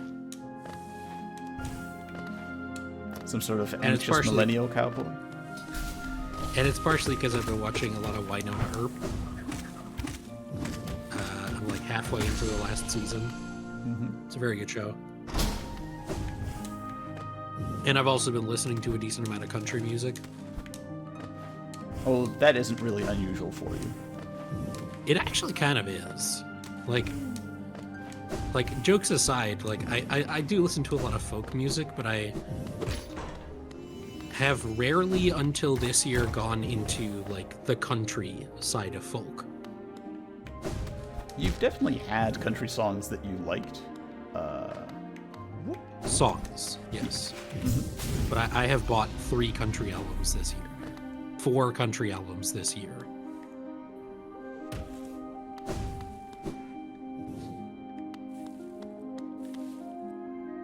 Oh yeah, Yellowstone. That's I've never Isn't Yellowstone one of those shows that like only conservative dads like?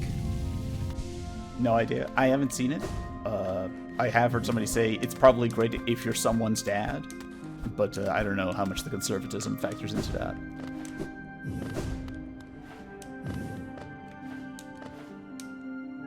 I see it advertised on Sky Showtime sometimes. Those quotation marks are doing a lot of work.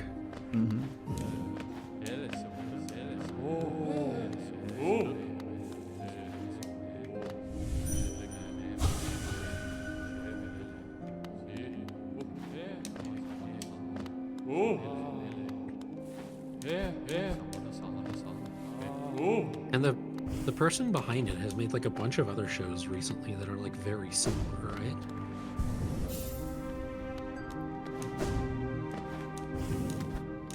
I wouldn't know. Like, I rarely actually watch television. There's some good stuff on there. Sure there is, but like I only have so many hours in a day, and there's like more video games that I'm interested in than there are TV shows. Okay, he was the writer on the Sicario remake. He created... Oh, yeah. Oh, I've heard of so many of these shows. He created Yellowstone, 1883, Mayor of Kingstown, 1923, Tulsa King, Lioness, Landman. I've heard of literally none of these shows, for the record.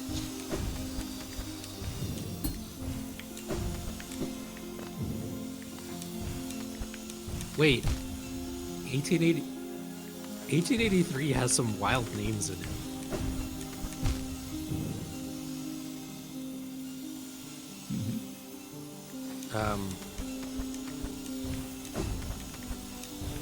Sam Elliott. I can't dimensionally picture the face, but I have heard the name. He plays thick mustached cowboy in every role he's in. All right, character actor Sam Elliott. He was in the first Ghost Rider movie. Right. Was he the OG Ghost Rider? Yeah. Yes. Tim McGraw. Is he a musician? Yep. See also his wife, Faith Hill.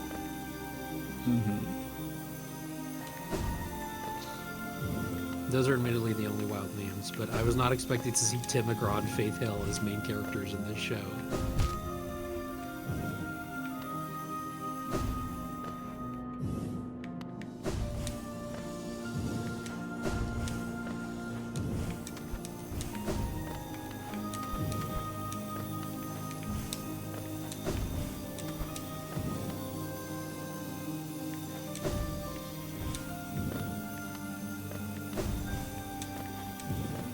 Taylor Sheridan. Oh, he was also an actor. He was in 5 episodes of Veronica Mars.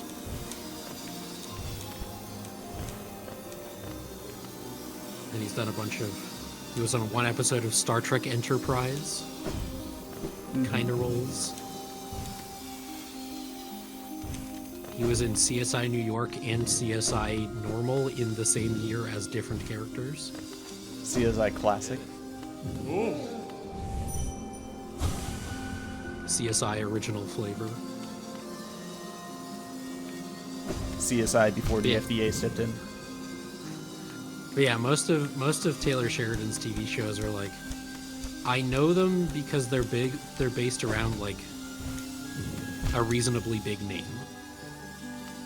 So for Tulsa King, it's Sylvester Stallone.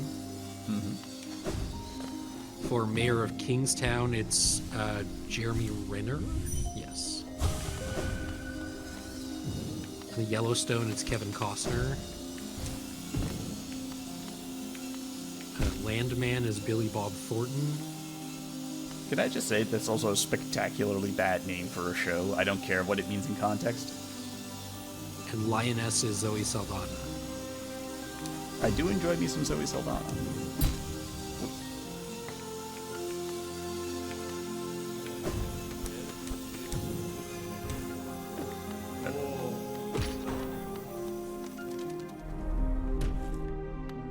And boom. That is one of 2 switches now flipped.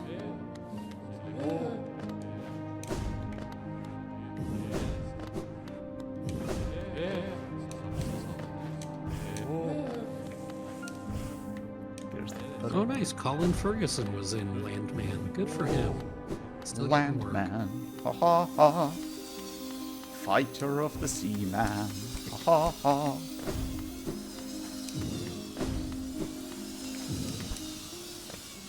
Fans of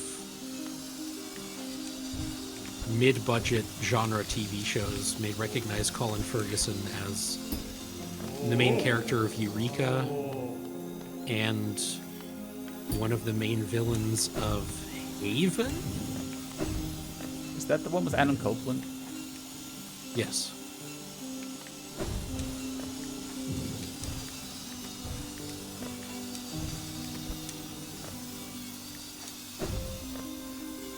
Yeah, Landman is pro-oil industry, so it's more fighter of the land. Yeah.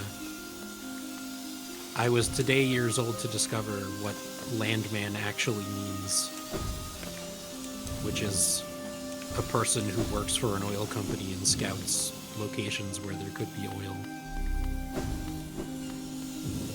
So it's a bad title and a bad premise.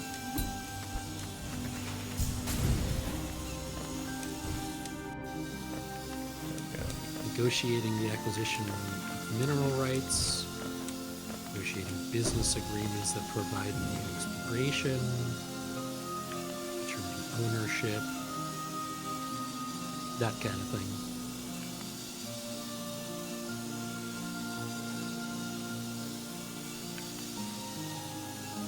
I haven't seen this many circular saws since the last time I played Super Meat Boy.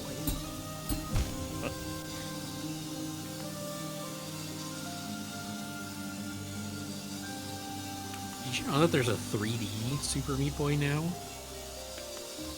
Did you know there's a 3D Celeste?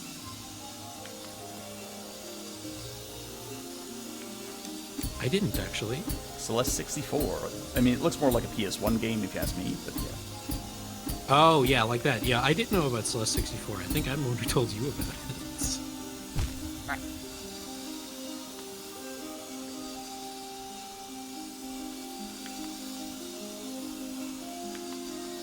But Super Meat Boy 3D, it came out, like, within the last 3 weeks.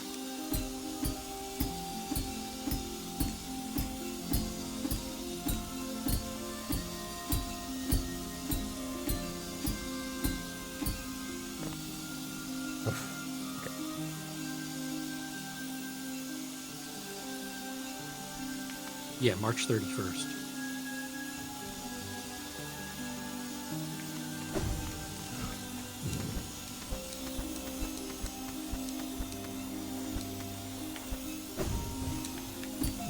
Ooh, it did not get amazing reviews from some outlets. I mean, I'm not sure who was really crying for more Super Meat Boy in 2026. I mean, in a way, like, Super Meat Boy is mechanically more relevant now than it was when it came out. Like, I would strongly disagree, because it was the figurehead of, like, an entire era of Xbox Live Arcade's, like, difficulty challenge titles, like Rage Bait we used to call it. Like, it was of its era in a way few games ever get to be. But, like, they're, like, precision platformers inspired by Celeste, which was itself building on the mechanical side of Super Meat Boy, are bigger now than they've maybe ever been. They were bigger back then. Like, again, I cannot overstress how much that entire genre dominated, like, the indie gaming sphere as it existed at the time. Like, Super Meat Boy, Trials was a really big one as well. Trials got, like, multiple installments in that same time frame. Whoop,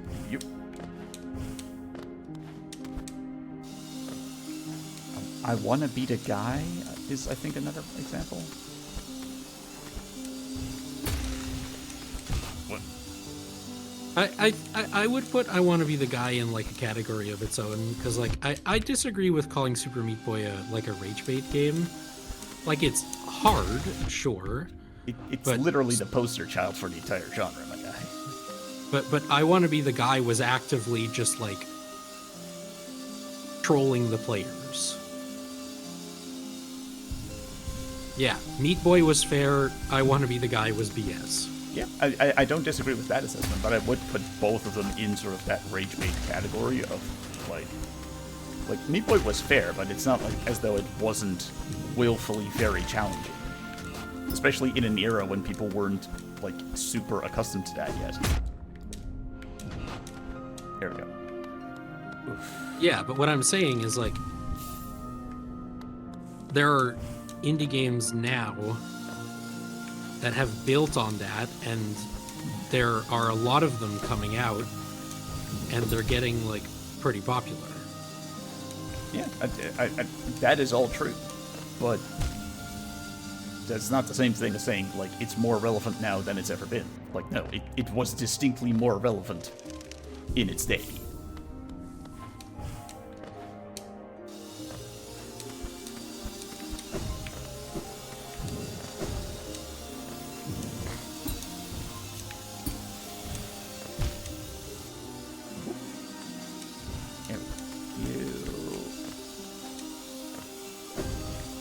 There we go. That's what I need to do. Then we're gonna... Yep.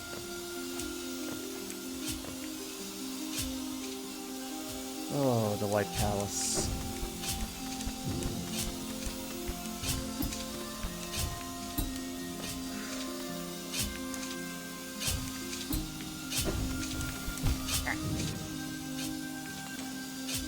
At least that checkpoint is fairly generous. Too early. I can see why you get the small health regeneration charm for this, because holy crap. Mm-hmm.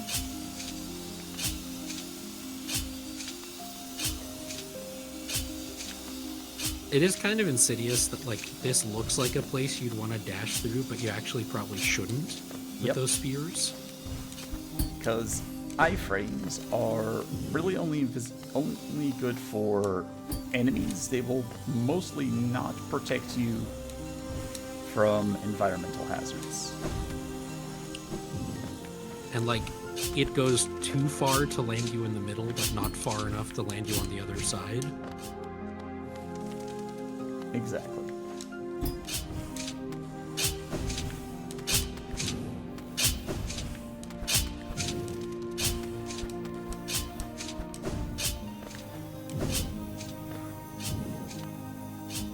I know I bring up Prince of Persia and the Lost Crown a lot when we talk about Metroidvanias, because this is a very good game.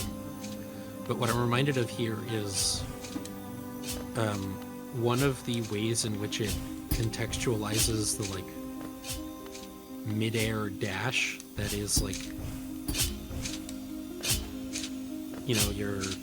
your wing cloak in this game is because it is a two-dimensional game set in, but it does have 3D, so it's a 2.5D game, I guess.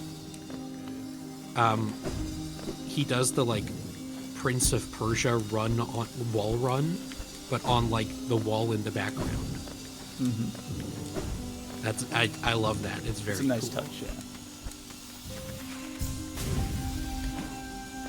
Oh, I thought for sure you were a little too high up for that. Good one. See, what I'm terrified of is I can't remember if the White Palace involves using the super dash towards the right. If it does, yes. we're gonna have a fun time on our hands.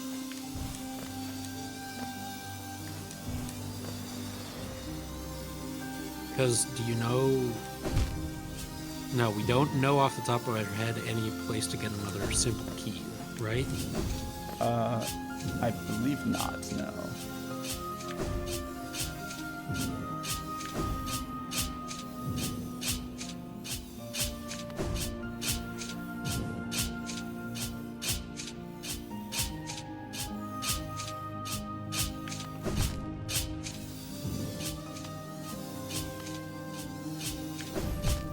Too far.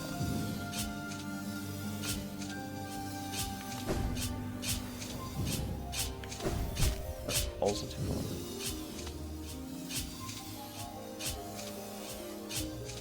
Wait for my health. There we go. This place is also reminding me of the training area in Castlevania Order of Ecclesia. That also had some very precision platformy elements to it. At least in that game, you have a rewind button in case you mess up. At least in the Switch version you do. The DS, not so lucky.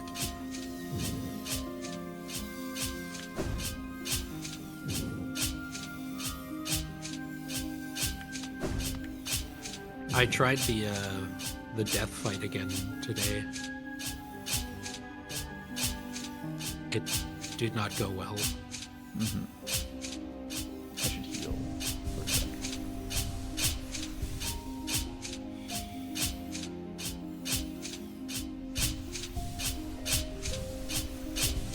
Okay.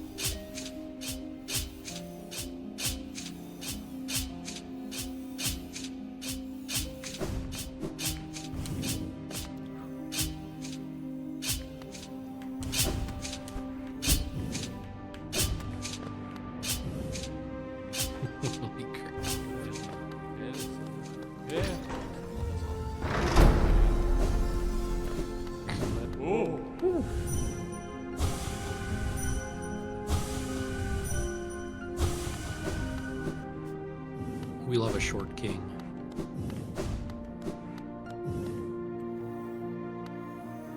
Because, like, they're bearing you as the king because your mask resembles that of the king, correct? Am I misremembering? I'm technically also the king's kid. Yeah.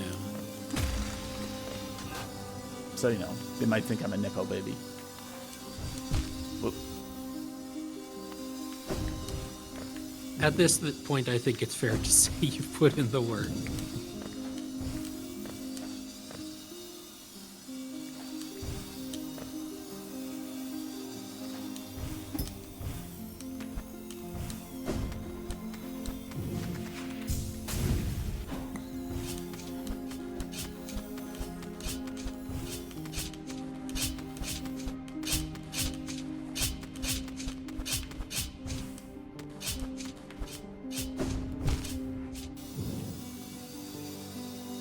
That would normally probably be a very good place to do the right super dash, but I think we can do it without it.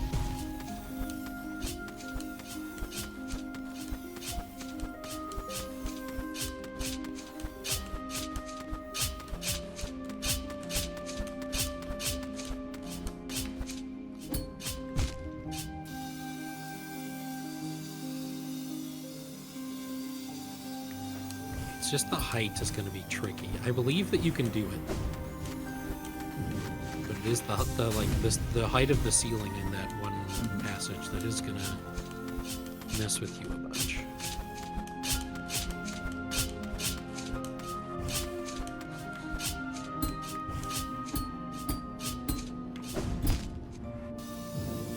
That was too low. I need enough height to get a pogo going. I feel like you did get a pogo started. It just killed you before it, like... Correct, yes. Because I did hear the sound effect. Correct. So it needs to be earlier so that I don't descend and hit spikes before the pogo actually bounces me up.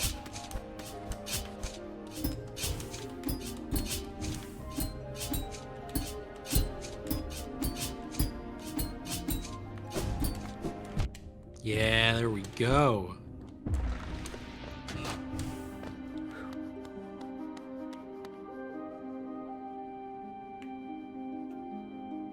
Uh-huh.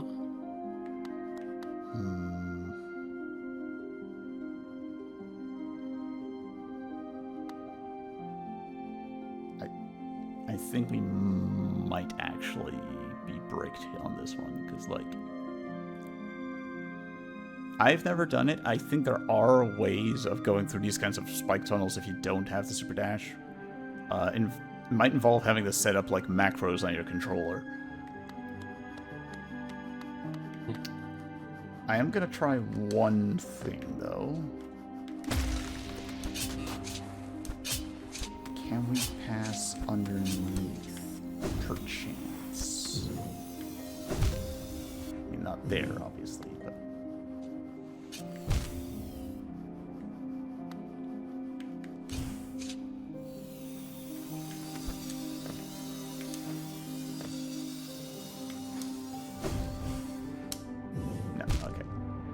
So, yeah, we can't actually make any further progress in the White Palace until we get that right dash, which means... It seems like a good thing to pick up for next time, because it is at the top of the hour.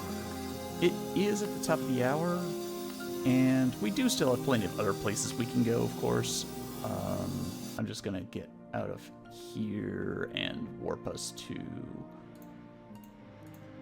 Okay, just Dartmouth for a second. Right, of course. I can think of one thing to still cap us off real quick, if you're okay with it. Yeah. Because I don't want to do the flower delivery right now. Like, that's a whole thing. Please no. Please no, indeed. Correct. But you know what we can do? Because we did pick up a Grimkin Flame.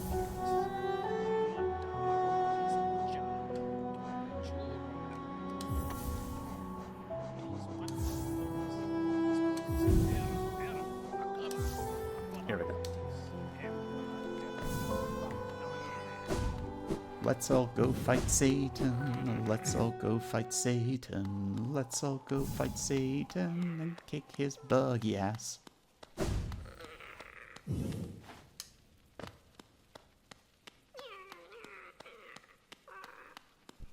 You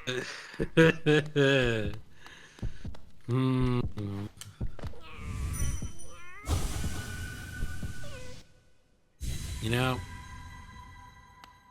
it is very difficult to not make supernatural references in certain contexts. You better not. And now for genuinely a strong contender for my favorite boss fight in the game. I love this so much.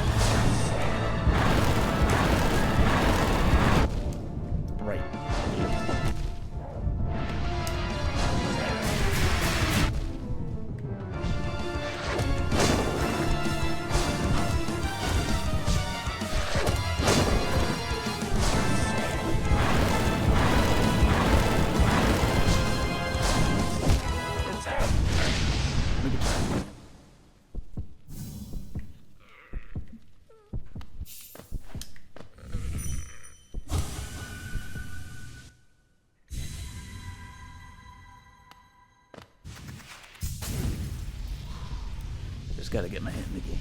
Switching from platforming to boss fighting.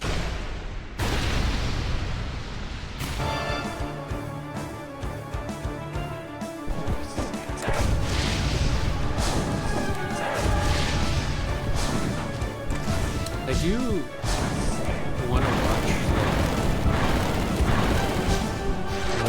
one of my favorite kind of like supernatural investigation shows. It's fresh and funky with a mythology that isn't just Christianity. You know? Because, you know, in an attempt to not talk about supernatural, I'll talk about Winona Earp instead. Where, like, one of the main villains of the entire show is Clooney, the demon Clooney.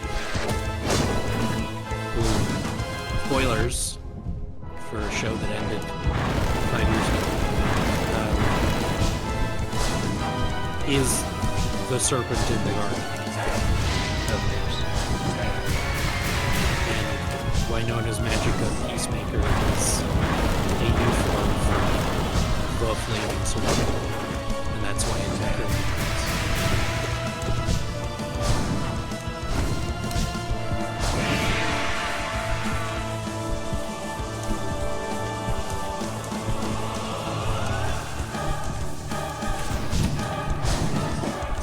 And in a way, I guess you could argue that like, things I've watched and read have done it a little bit. Like The Alchemist, the Immortal Secrets of Nicholas Flamel or something. Sort of like a YA novel take on urban fantasy where one of the main characters is like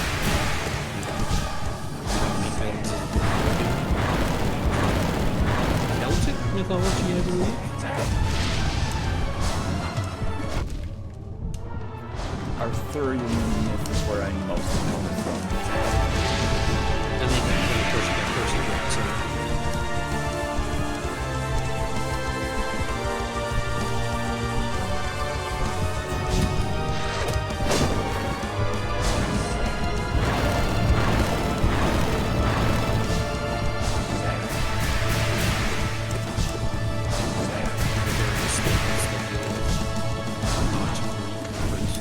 Egyptian.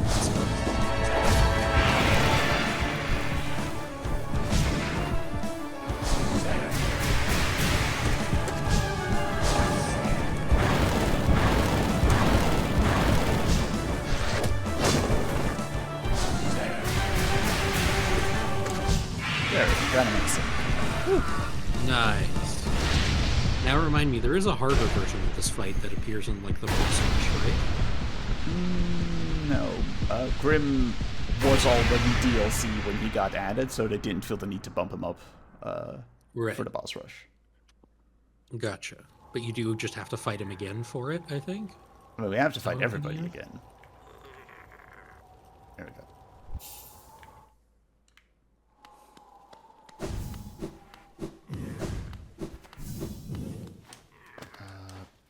Wait, did we? We already fought Grim, didn't we? Not that I can remember.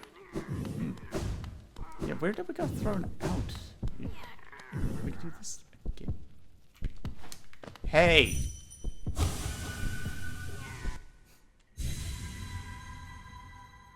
Oh, we did already fight him, didn't we? I mean, once more for good measure, but I think maybe, yeah, we already got, because that was Grim King Flame 10. We only need to fight him, right? Actually, yeah, good point. The 10th one is actually optional. So, you know, I got Fighter's Thrust. That's what streaming does to you. That and the fact it's been a couple of weeks since last week.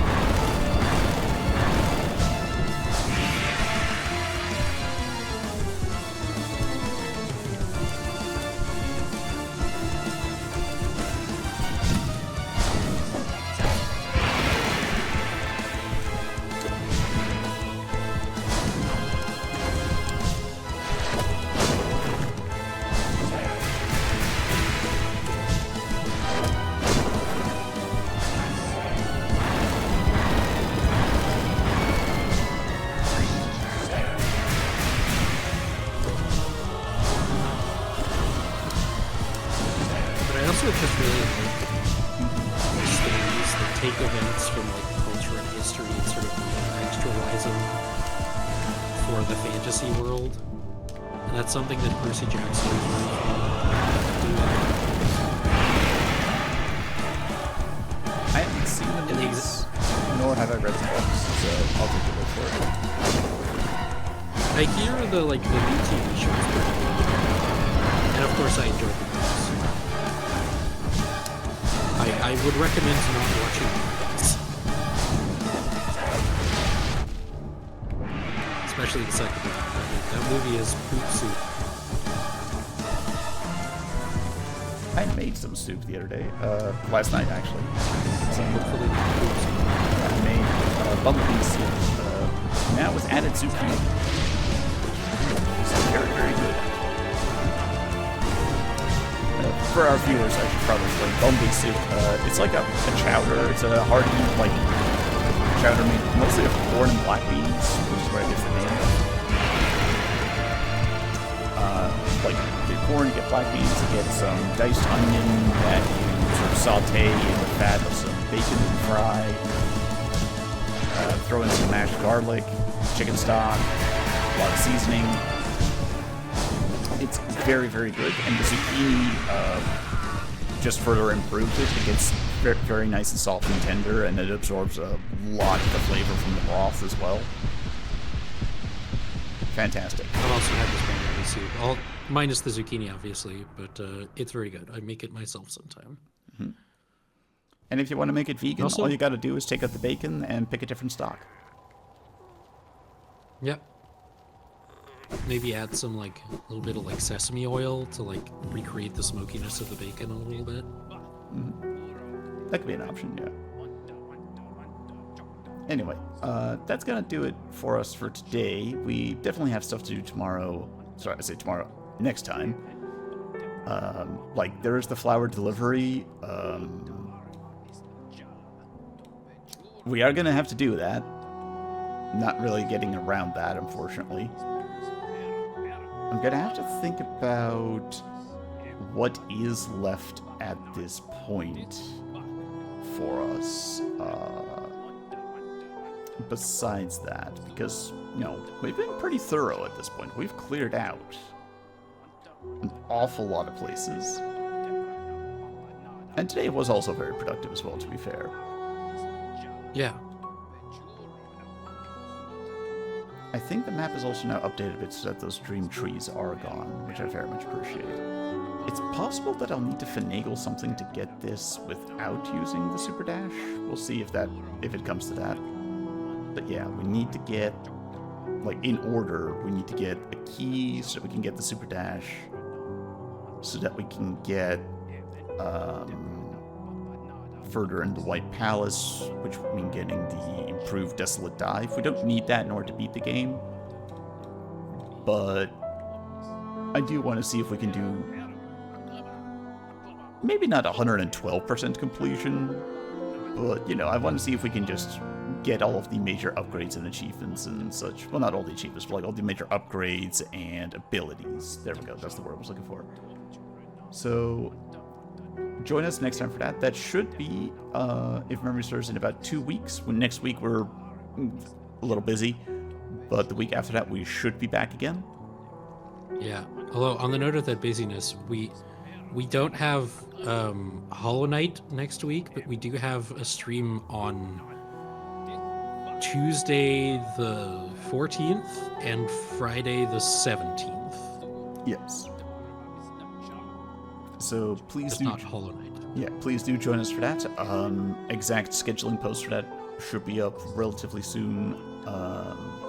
They in fact already are, and they should also be on the Twitch schedule if I did it correctly. Fingers crossed on that. But yeah, find out tomorrow. Thank you for joining us as always. Thank you, Hugo, for joining me as always. Thank you for having me even in my diminished state. Mm-hmm. You can tell he's not at full power because he's not talking about Supernatural. I could have. I want you to know that I could have, and I resisted. Is that a threat? Because you were talking about fighting the devil. Is that a threat, good sir? No. It's an acknowledgement that I could. No, I guess that does technically make it a threat. I was going to say an acknowledgement that I could have made it so much worse, but that is technically a threat, I think. Mm-hmm. So while I go and file some legal paperwork, I hope everybody at home has a wonderful rest of their weekend. We'll talk to you next time. Please do support us over on Patreon or Ko-fi. Check out our YouTube channel, our Discord, the podcast, of course, on the podcast service of your choice. Unless it's Spotify, maybe not that one. I assure you we're available on other platforms as well. I digress. Apple Podcasts. Still, a good chunk of our downloads are just from Apple Podcasts. That works. And until next time, we bid you adieu. Bye-bye. Bye.